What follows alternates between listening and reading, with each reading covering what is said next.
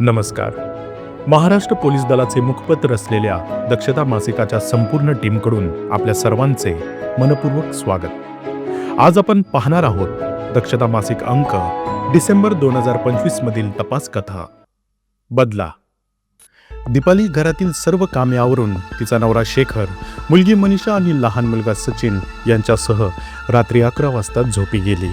दीपाली आणि तिचा नवरा शेखर हे गाढ झोपेत असताना शेखरच्या शरीरावर कोणीतरी तलवारीने वार करायला सुरुवात केली. या हल्ल्यात तो जागीच ठार झाला. शेजारी असलेल्या दीपालीने डोळे उघडले, पण काही काळाच्या आतच त्या अज्ञात व्यक्तीने तिच्यावरही त्याच तलवारीने वार केले. तीही जागीच मरण पावली. दोघांना ठार केल्यावर त्या व्यक्तीचे लक्ष आता मनीषा आणि लहानग्या सचिनकडे वळले. तो आता त्यांच्या दिशेने पुढे सरकू लागला. आपल्याजवळ कोणीतरी येत आहे याची जाणीव मनीषाला झाली. तिला काही समजण्याच्या आत त्याने मनीषावर जोराचा वार केला.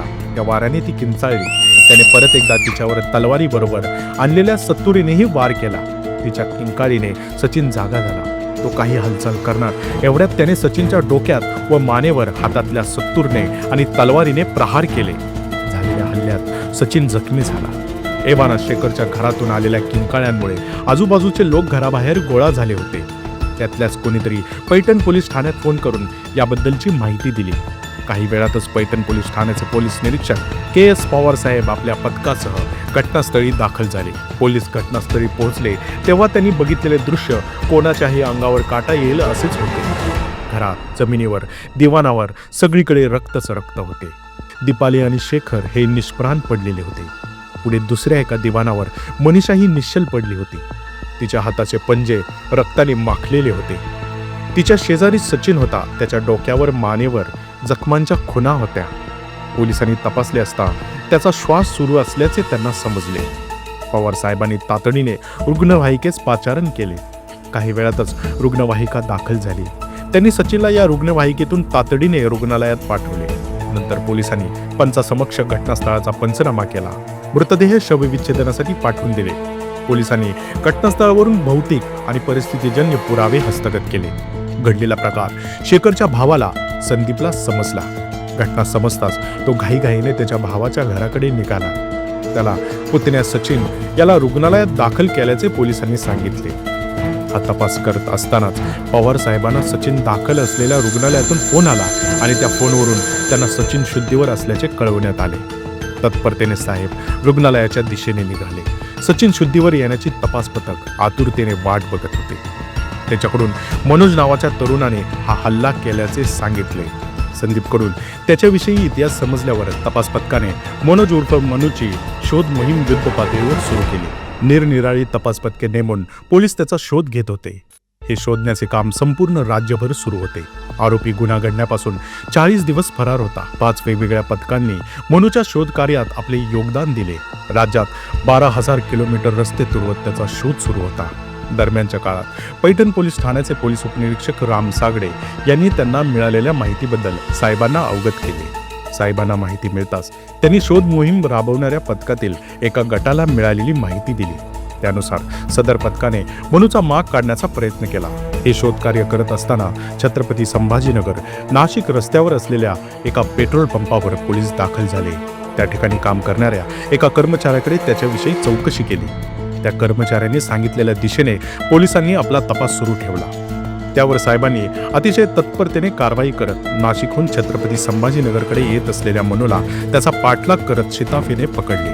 त्याला ताब्यात घेऊन पोलीस पैठण पोलीस ठाण्यात दाखल झाले. मनोजने गुन्ह्याची कबुली देत सर्व हकीकत सांगितली. शेखरची पुतणी शालन आणि मनोज यांचे एकमेकांवर प्रेम असून त्यांना लग्न करायचे होते. पण शालनचे वडील संदीप यांना ही गोष्ट समजल्यावर त्याने शेखरला हे सगळे सांगितले. मनोज शेखरकडे रिकव्हरीचे काम करत होता. शेखरने शालनला मनोज सोबत भेटायला बंदी केली.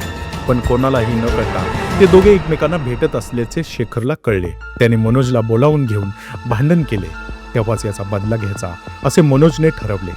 शेखरच्या घरातले झोपल्यावर कोणालाही कळणार नाही अशा प्रकारे मनोज आत घुसला.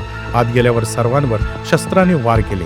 पण यामुळे बाहेर लोक जमा झाल्याचे वाटून मनोज तिथून पळल्याची कबुली त्याने दिली. पुढे कबुली जबाब देताना तलवारीसोबतच पेट्रोलची बाटली सुद्धा नेल्याचे त्याने सांगितले.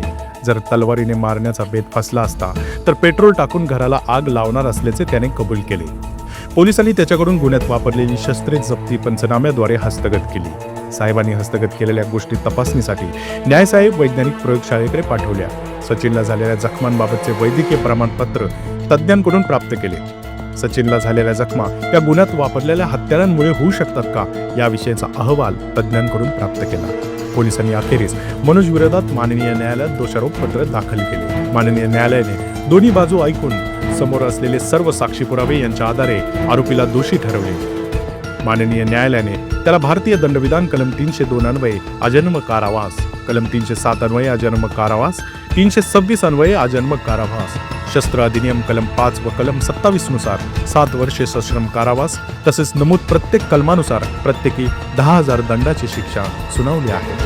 या प्रकरणामध्ये एका साक्षीदाराला पोलिसांनी कायम संपर्कात ठेवले होते. त्यामुळे आरोपीने त्याच्याशी संपर्क केल्याने आरोपी पकडला गेला. सदर प्रकरणाचा तपास पैठण पोलीस ठाण्याचे पोलीस निरीक्षक के.एस. पवार, पोलीस उपनिरीक्षक राम सागडे, साहेबराव गिरासे, गजानन जाधव, संजय राठोड, पोलीस अंमलदार सचिन आगलावे, N.R. अंधारे यांनी तत्परतेने व कौशल्याने तपास पूर्ण केला आहे. अशाच उत्कृष्ट तपास कथा ऐकण्यासाठी आमच्या या चॅनेलला सबस्क्राईब करा. सतर्क रहा, सुरक्षित रहा. धन्यवाद.